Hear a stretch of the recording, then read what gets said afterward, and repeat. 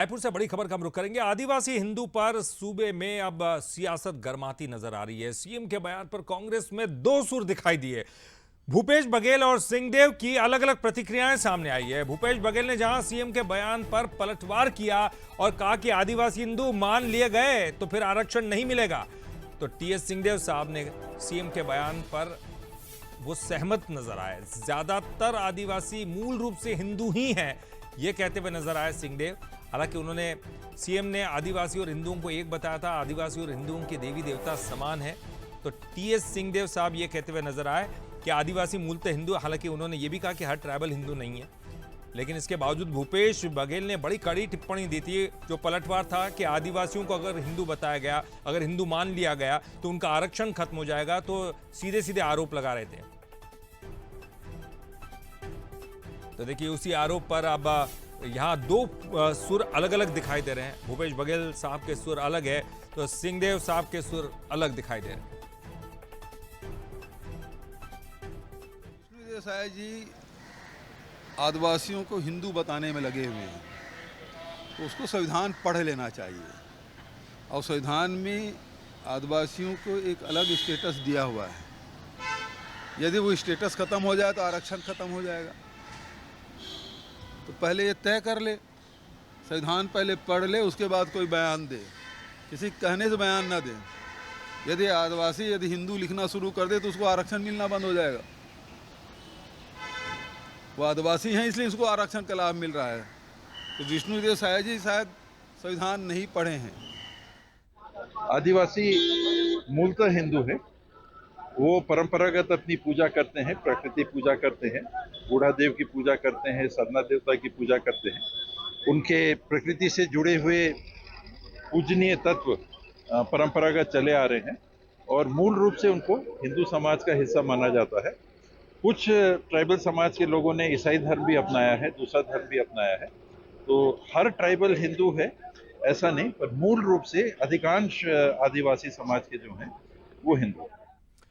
और चलिए, पूरा जो बवाल मचा, ये बयानों पर बयान सामने आए हैं, तो ये बयान सामने आए, मुख्यमंत्री ने कहा।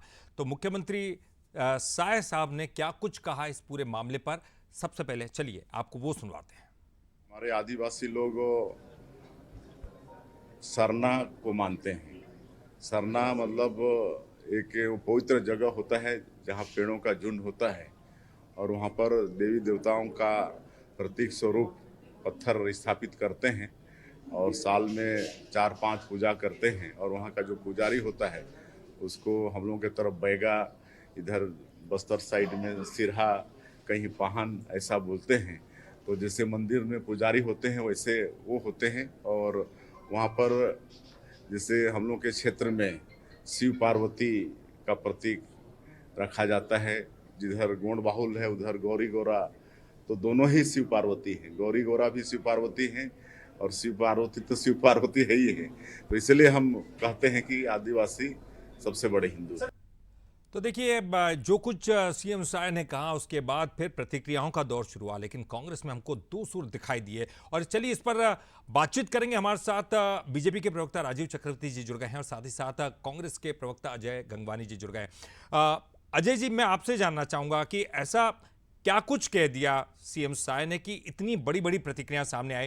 लेकिन बड़ा सवाल ये अजय साहब कि आप क्या कुछ समझते हैं साय साहब के बयान पर, और कांग्रेस में ये दो अलग अलग सुर क्यों दिखाई दे रहे हैं? कम से कम एक मत तो हो। भूपेश बघेल अलग कुछ कह रहे हैं और सिंहदेव साहब की प्रतिक्रिया कुछ अलग है। ललित जी, देखिए, बहुत महत्वपूर्ण विषय पे आपने एक डिबेट रखी। देखिए, छत्तीसगढ़ का 42% जो है हिस्सा वनांचल और 32% जनसंख्या आदिवासी है। महत्वपूर्ण बात है कि देश के संविधान में स्पष्ट रूप से उल्लेखित है कि आदिवासी जो है वो आरक्षण के लिए उनको समर्थन मिलना चाहिए, उपेक्षित रहे लगातार। ये हम देख रहे हैं दो तरीके में मुश्किल है कि विसाई जी एक तरफ से कह रहे हैं कि भैया वो हिंदू हैं, तो क्या ये स्पष्ट रूप से इनका टारगेट ये है क्या कि वादिवासी को हिंदू बता के उनको जो आरक्षण का लाभ मिल रहा है उससे वंचित किया जाए? देखिए, हम अभी भी देख रहे हैं ललित जी कि छत्तीसगढ़ में 2 दिसंबर 2023 जो आरक्षण संशोधन विधेयक है 2 साल से अधिक अटका हुआ है। माननीय भूपेश बघेल जी ने इसी बात को अंडरलाइन किया है कि आप हिंदू करके उसको आरक्षण से वंचित करने का प्रयास करें। एक बहुत महत्वपूर्ण बात ललित जी और कहना चाह रहा हूँ, अभी पारदीवाला जी का जो 414 पेज का जो आपका आया है फैसला, उन्होंने स्पष्ट रूप से कहा है कि किसी भी राज्य के राज्यपाल को किसी भी विधेयक को लंबा समय रोकने का अधिकार नहीं है। अगर वो रोकता है तो पर्याप्त उसके पीछे कारण दे और जो संबंधित राज्य उसको सूचित करे। दूसरी महत्वपूर्ण बात मैं कहना चाह रहा हूँ, शायद जी ने एक बात और कही धर्मांतरण की। अगर आप सचमुच धर्मांतरण के खिलाफ है तो आपकी पहली बैठक में आपने स्पष्ट रूप से कहा कि धर्म स्वातंत्र कानून लागू करेंगे। आपकी सरकार को 17 महीने हो गए, क्यों नहीं सरकार के? अजय जी, लेकिन आप हिंदू मानते हैं क्या? आप हिंदू मानते हैं? सिंहदेव साहब तो मानते हैं उनको, वो कह रहे हैं मूलतः हिंदू हैं।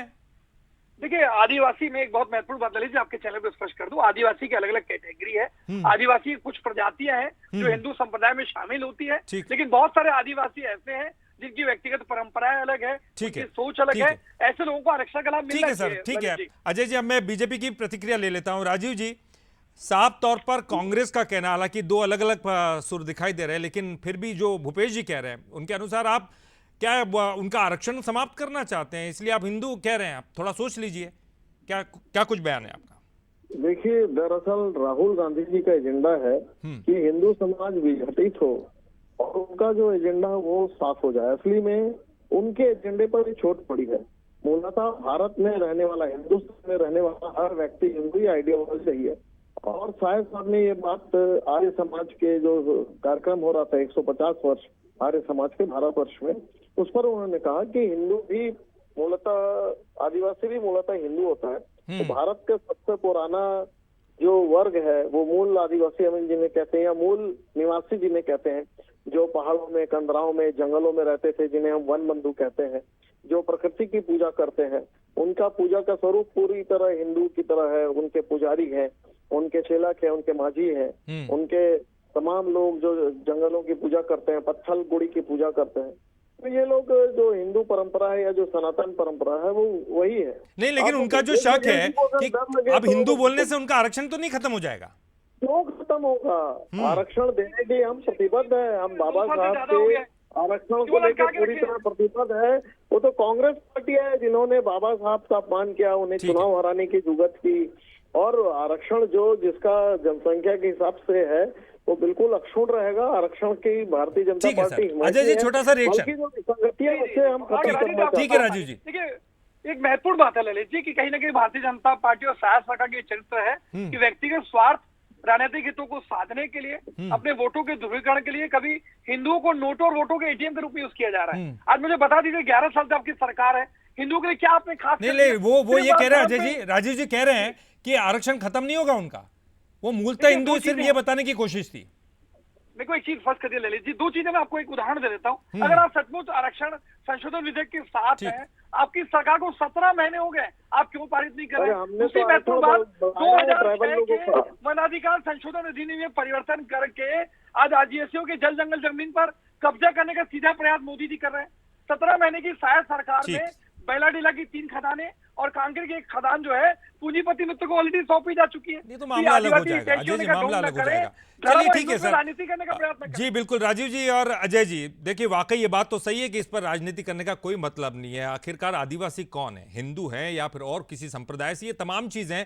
लेकिन एक बड़ी बात यह है कि कांग्रेस के अंदर भी इस पूरी बात को लेकर एक मत नहीं दिखाई दे रहा, ये सबसे बड़ी बात है। चलिए, बहुत बहुत शुक्रिया राजीव जी आपका भी, अजय जी आपका भी बहुत बहुत शुक्रिया। चलिए।